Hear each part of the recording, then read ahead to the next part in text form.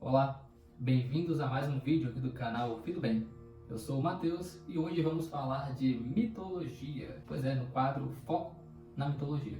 Bom, e hoje a gente vai trazer uma divindade, analisar um pouco uma divindade que para o nosso tempo atual não seja tão conhecida, mas eu garanto a vocês que algumas características dela vão ser muito peculiares. A primeira delas é que ela nasceu no dia 25 de dezembro, segundo a sua civilização. E essa divindade seria, na verdade, uma espécie de representação, de um aspecto superior na matéria.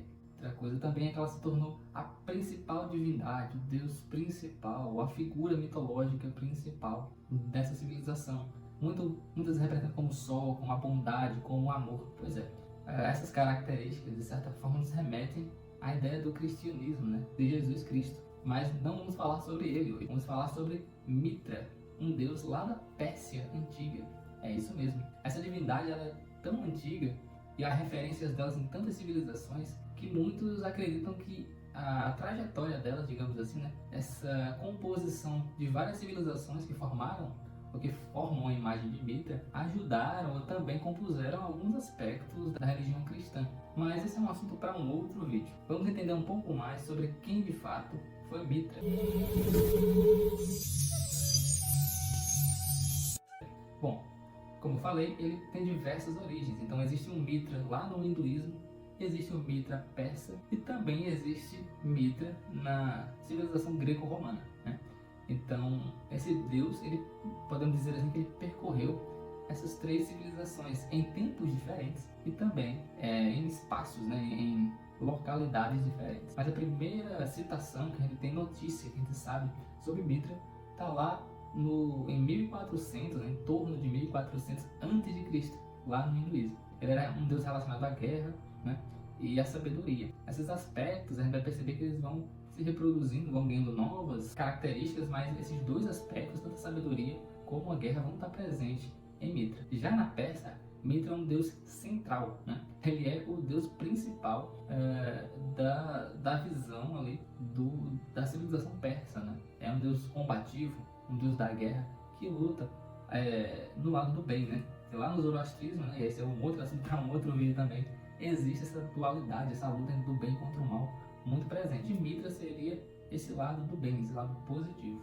Porém, quando esse deus chega lá na Grécia, no mundo helenístico, por Roma também, ele vai assumir uma outra característica. Vale lembrar que os romanos, eles eram grandes guerreiros, tinham exércitos enormes e conquistavam diversos territórios ao longo ali da Ásia Menor, da África e da Europa. Então, naturalmente, quando esse povo, essa civilização, teve contato com Mitra, eles caíram de amores, por assim dizer, por esse deus, porque era um deus tão importante como Marte, que era o deus da guerra e um dos principais deuses do panteão romano, e que também guardava uma forte relação com esse aspecto militar, mas tem um algo a mais, um plus, digamos assim, que é esse aspecto da sabedoria, essa guerra sábia, essa guerra justa, muito parecido com também as características de Atena.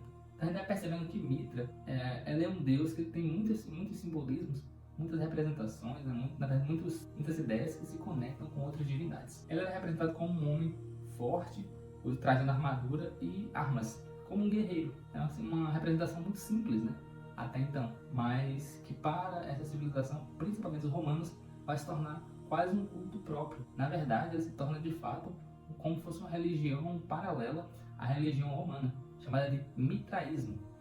No mitraísmo, Mitra então se torna esse deus principal. E é aí que entra a conexão com toda a simbologia cristã, porque conta-se que os cristãos envolvidos aí nesse aspecto do mitraísmo, sendo permeado por essa outra religião, começaram a associar a figura de Jesus com Mitra e vice-versa. Então, algumas características biográficas de Jesus aparentemente se misturam com esse deus. Por isso que no Natal, essa época que a gente está chegando, a gente não se tem apenas uma referência a Jesus. Claro que pra gente, cristão, é evidente que essa referência é muito mais forte com o cristianismo, com a figura de Jesus. Mas se a gente voltasse no tempo, lá para os romanos, a gente vai perceber que essa data estava muito mais ligada a Mitra do que ao próprio Jesus. Bom, Mitra, além desses aspectos guerreiros, esse aspecto da guerra, ele também representava a sabedoria. E isso era um fator muito importante dentro da sua popularidade, porque a sabedoria envolve você tomar as decisões corretas dentro da sua vida, né? A tomar sempre os melhores caminhos, saber discernir e saber se conectar com a vida. Então Mitra não era uma guerra simplesmente pela guerra ou pela conquista, mas principalmente essa guerra em busca da melhor escolha. Eu consegui saber qual o caminho que eu devo seguir, para onde eu tenho que ir. Essa é a verdadeira função, ou a verdadeira representação de Mitra, né? É interessante perceber que os soldados, né, generais, centuriões, cultuavam muito esse deus, porque numa posição estratégica, numa posição de comando, é fundamental você ter sabedoria para poder lidar, escolher e discernir qual o melhor movimento seguir. Talvez por isso os romanos tenham caído de amores de forma tão rápida, né, e difundido, popularizado o Mitra dessa maneira. É evidente que com a ascensão do cristianismo e o declínio das religiões ditas pagãs, né, Mitra foi sendo um deus esquecido. E hoje conhecemos muito pouco sobre ele do nosso ponto de vista. Porém, as fontes antigas falam da sua popularidade, né, sobre as suas orações, os ritos que envolvem esse deus. E que hoje, por mais que pareça distante da gente, se a gente olha um pouquinho para o passado, vai perceber que existem várias relações que se aproximam da figura de Jesus, nesse sentido. Bom, pessoal, esse foi um pouquinho aí sobre Mitra, só trazer algumas curiosidades para vocês e até a próxima. Tchau, tchau!